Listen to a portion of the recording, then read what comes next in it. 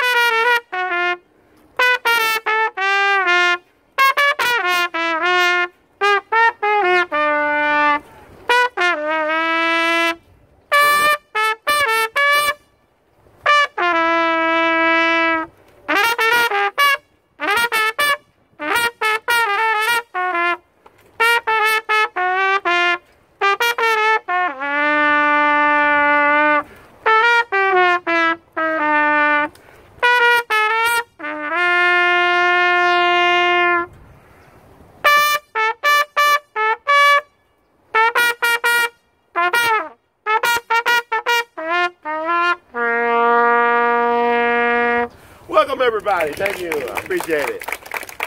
I feel so much love in the air. Can you feel it? Can you feel it? Okay, I feel it. My name is, what's my name? My name is James Melvin LUNceford, but my friends call me Jimmy. I'm Jimmy, all right?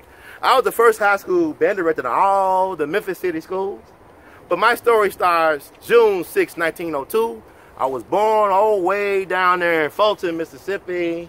I was raised in the rarefied air of Denver, Colorado.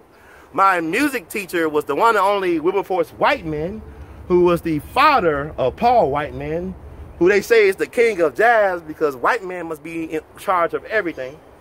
Okay, is that how it works? But his father taught me. So I went back down south to get my college education down at good old Fisk University in Nashville, Tennessee, where I fell in love with the one and only, the very beautiful Yolanda Du Bois, whose father is Dr. W.e.b. Du Bois, who is the father of American sociology and the first black man to earn, or black person to earn a PhD from Harvard University. Unfortunately, he did not agree with our social experiment, so we had to break and part ways. He arranged a marriage with the Harlem Renaissance Poet Laureate, Countee Cullen, who is more in love with his best man than his woman. You can hear that from me. I'm just saying. I'm just sipping tea over here. I'm just saying.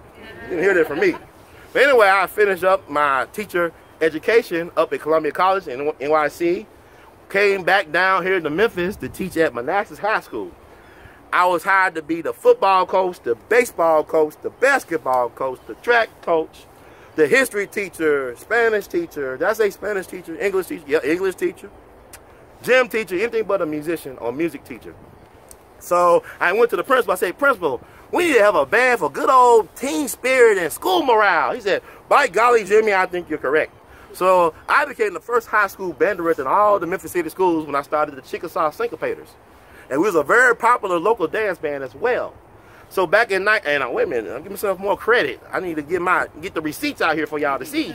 I was the first person credited with teaching jazz studies at a formal educational situation or institution in any place in the world.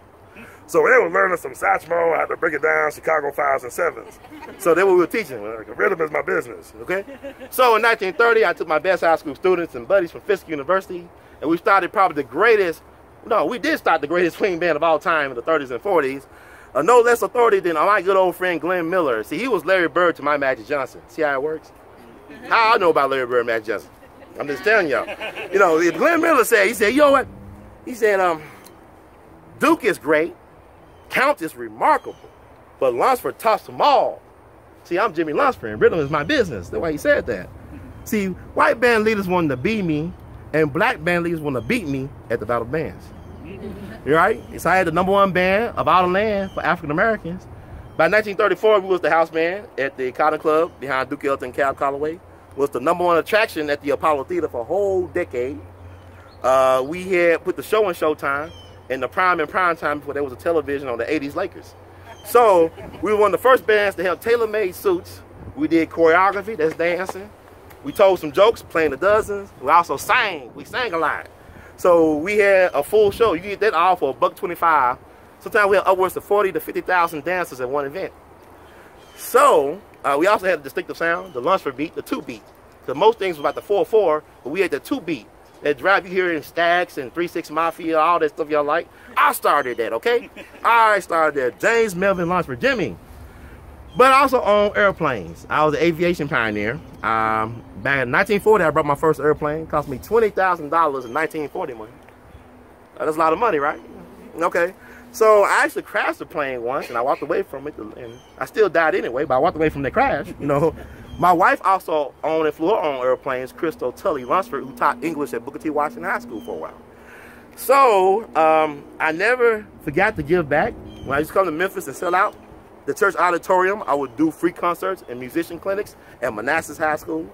I started music education programs for kids throughout the country to combat juvenile delinquency. And also, before I died, I was looking for real estate to start a retirement home for retired African-American musicians. But I died anyway. So I died at the age of 45, July 12, 1947, up in Seaside, Oregon. Now, Oregon is an interesting place because Oregon is the only state in its constitution, when it became a state back in 1859, it outlawed black folks from living and working and owning property in Oregon. They outlawed slavery too, so yay, Oregon, thank you. But we were trying to get some hamburgers up Seaside, Oregon for a gig, and they refused to serve us.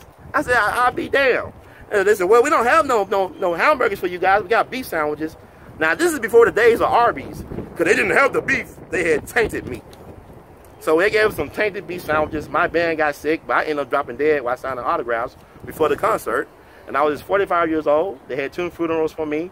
One up in New York. My friends like Pearl Bailey and Bill Bojangles Robinson and Sammy Davis Jr. came out.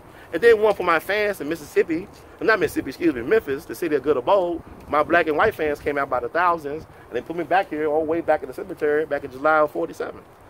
So hopefully my legacy is not dead with me, because the last week of this month, October, we have the first annual Jimmie LUNceford Jamboree Festival, October 23rd through the 29th. Several locations throughout the city of Memphis. Free for the most part. Music, fun, education. Who can ask for anything more? Thank you so much. And you want some more information, you get a card from me. I appreciate it. Thank y'all for coming out. Thank you. I appreciate it. Y'all too kind. Thank you. Did any of the other band members die? No, I just got real sick. They had the runs and stuff during the gig. Because they didn't find out that Jimmy was dead like out halfway through the show. Yeah. They didn't know he was dead. Yeah. Where's he buried? He's like, you said church mausoleum, just walk straight down that way, it's to the left by some trees. So it's the end before you get to the road, to the other road. That make any sense? Yeah. Okay, cool. You get to play that like 10 more times? Or? Yeah, I'm good. I got water. I get some Gatorade. I'll be all right. Thank y'all. Thank you. Thank y'all for coming out.